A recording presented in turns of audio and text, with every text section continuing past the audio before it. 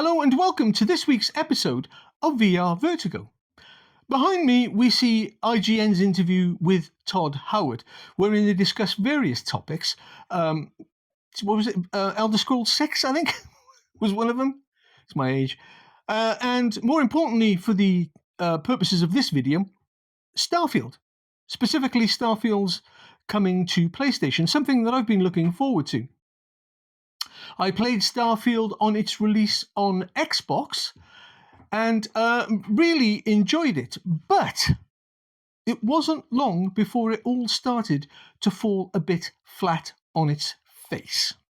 Yep, there I was, flying through the galaxy, visiting planets, enduring load screen after load screen, and then I started to notice something. I was visiting places, most notably outposts and caves, and no matter where I was in the galaxy, it was pretty much the same cave. It was pretty much the same outpost, with pretty much the same objects in said caves and outposts over and over again. At least that's how I remember it. I haven't played it for a while, because as I say, it kind of fell flat on its face. But this is a VR channel, I hear you shout. Why are we talking about Starfield? It's a flat screen game. Well, it's coming to PlayStation, and I don't know if you remember, but not so long ago there was another game from Bethesda that came to the PlayStation and did a great job of going from flat screen to VR. A game which I'm happy to say scratched fully my sword and sorcery itch. And so with Starfield coming to PlayStation, it seems like a no-brainer, doesn't it? Starfield as a game promised so much and delivered only partially. There was so much about what I played I liked, specifically the way it looked.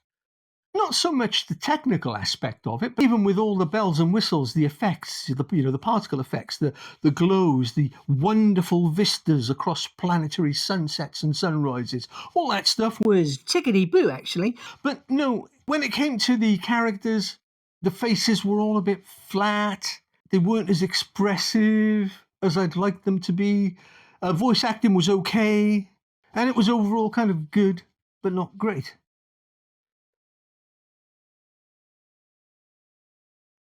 Now, Starfield is by no means a No Man's Sky, but it's still wonderful wandering through your starship whilst you're in space, or exiting or getting on a starship. It's a shame that there's a load screen there. But many people have talked about the load screen issue in Starfield, and so I won't revisit it here. Speaking personally, eventually, as a flat screen game, Starfield just slowly died, for me at least. But as I played it when it launched on Xbox, I kept having this recurring thought: wouldn't this game be great in VR? And it would be great in VR. Starfield, for all its faults, and there are some large faults, is still one hell of a gaming experience, if you're inside the world. To inhabit Starfield would give VR its only realistic, I say that advisedly, because I don't think No Man's Sky is very realistic in the way that it looks. It's very fantastical, and as much as No Man's Sky is an incredible game, I just don't... the art style keeps me away from it. And that's the thing with VR.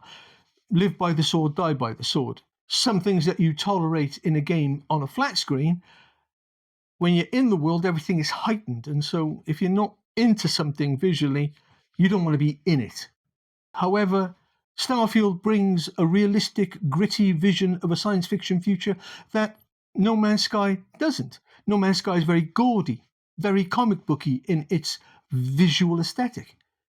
Starfield would, I think, make a worthy addition to the VR catalogue. I even think Starfield could sell headsets. Now, maybe not in the thousands, but, every little bit helps. And with Starfield about to land at PlayStation, pun intended, I find myself at least awash with anticipation. Will Starfield get the Skyrim treatment? Now, I don't know who the decision rests with, whether it would be PlayStation asking for it or whether Bethesda says, do you know what, that's probably a good idea. Skyrim was a bit of a hit. And with Bethesda as a company constantly tripping and stumbling over itself, frankly, what have they got to lose? Starfield VR simply must happen. I don't think I'm overstating the matter much when I say that it would be a feather in both Bethesda's cap and PlayStation's cap. And with PlayStation, like Bethesda, constantly stumbling over itself where VR is concerned, it's an easy way to keep the headset on the boil, so to speak. Now, I had some comments on the channel from the last video with regards to VR as a thing. Doofer commented, and hi Doofer if you're watching, he thinks that VR is just a gimmick, just like 3D TV and 3D cinema. That there are tech cycles that roll around, they come into favour and fall out of favour, and VR is just a natural extension of that. And I partially agree with Doofer. I think that VR still has the element of gimmick about it. But with the amount of investment that is going into VR currently, I think it's showing much more promise than a mere fad would suggest. VR has been around for quite a few years now, and it's not gone away. And with the technology getting better and better, I think it's just going to seat itself more firmly. So as I say, I partially agree with Doofer, but not entirely. And another comment that I received from Alexei Michaud 5859 spoke about how VR was going through a bit of a reset since Meta tried to monopolize the genre and failed, or should I say, stepped back. I said in a previous video how I thought that that was a good thing, that it would allow other studios and VR as a whole to breathe, without Meta trying to control the entirety of the narrative for the genre. But those comments are valid, and it does speak to the state of VR currently. It's happening, it's moving forward. Steam Machine will come along and even that out to a point, but for Xbox to not have a VR headset of its own that we can plug in and play the Game Pass back catalogue is a crime.